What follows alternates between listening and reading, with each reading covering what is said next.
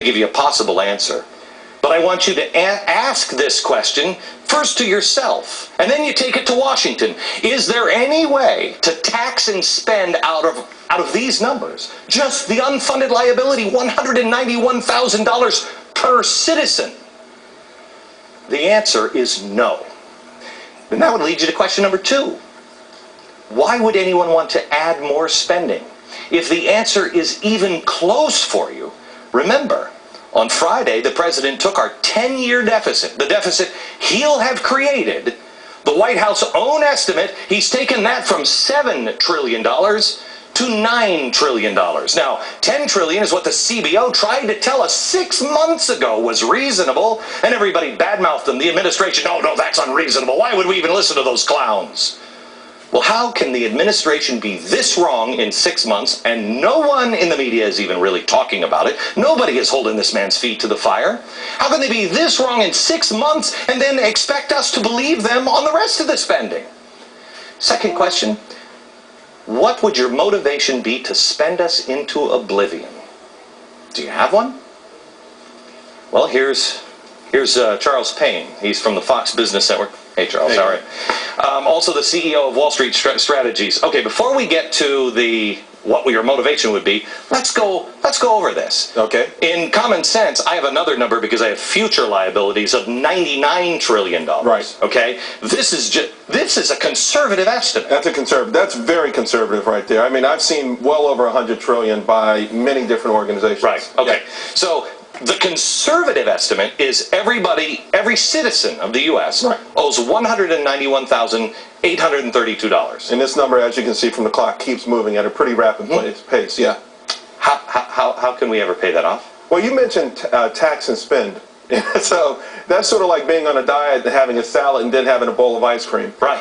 They can tax us and get the money. And, I think we'd have to go up to something like an 80% tax rate. Something like that, but they can't keep spending, that's for sure, and that's the one problem we know Washington has always had. Okay, so here's the liability per citizen just for the U.S. unfunded liabilities that we already have. Our private debt per citizen is about $23,000. Right. Okay. About 100,000 per household. Yeah, correct. Our official unemployed is 14 million. The actual unemployed is $18 million. Let's go down here. Here's this number is phenomenal to me. U.S. government bailouts is now almost $12 trillion. That's money we didn't have. And we keep patting ourselves on the back for that one. Correct. Loss of U.S. household wealth. What does that mean? Just what we've lost. So, what our homes are worth, what what we had in the bank, everything. What is this staggering number?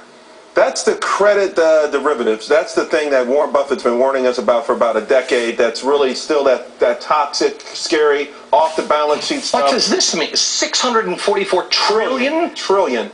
That's the thing that this is the toxic stuff. This is that stuff that's floating and out there that we're afraid of that. We're crippling our economy with almost $12 trillion, and there's $644 trillion left out there, just floating around. Okay, can we go down here? Here we have the defense and wars. We have the interest on debt, $306 trillion. And I think that's a conservative number. I believe that number is. I believe that is almost $1 trillion. Okay, yeah. I believe this is the interest on the debt. This is $1 trillion a year by 2018.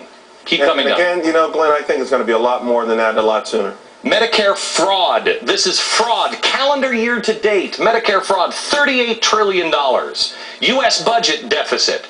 Well, I don't even know what number that is. What is that? What is that? We got a million, billion, trillion. That's got to be inaccurate.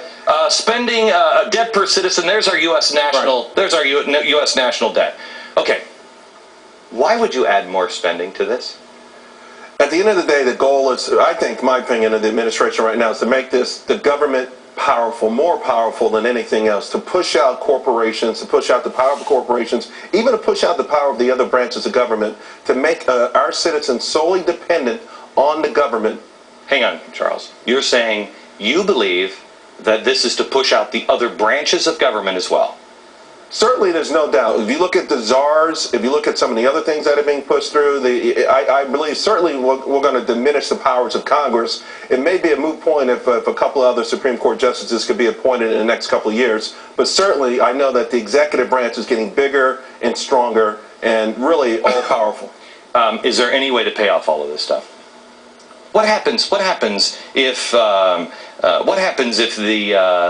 derivatives of the 644 trillion, let's just say 20 trillion? Is there any way? That derivative thing is just such a nightmare. It's sort of like just thinking asteroids coming toward this planet, and really you just got to hope it just doesn't hit. I don't know how we deal with that, but again, if somehow we were to turn this economy around, yes, unleash the forces of free markets instead of the government competing, instead of the government first getting into healthcare and then other industries. But if we diminish the power of corporate America, if we diminish the power of free markets, this is all a disaster. Is there, I've got to wrap this up, but real quick, is there any reason you can think of that anyone would intentionally tube us? Tube us, no, but and I would say that there's a reason to make this stuff keep going this way. First of all, as long as we're afraid, as long as we have this type of stuff, we're willing to let anything go through, and that's what we've been seeing so far this year. Thank you very much. All right, thank you. Back in a second. Overwhelming the system. The method behind the controlled chaos. Next. Marine goes